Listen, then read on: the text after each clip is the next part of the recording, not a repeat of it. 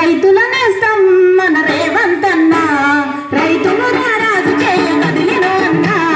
రైతుల నేస్తం మన రేవంతన్న రైతులు రారాజు చేయ కదిలిను అన్న రైతుల నేస్తం రేవంతన్న రైతులు రారాజు చేయ కదిలిను అన్న రైతుల నేస్తం రేవంతన్న రైతులు రారాజు చేయ కదిలిను అన్న రైతులేనిదే రాజ్యం లేదన్నాడు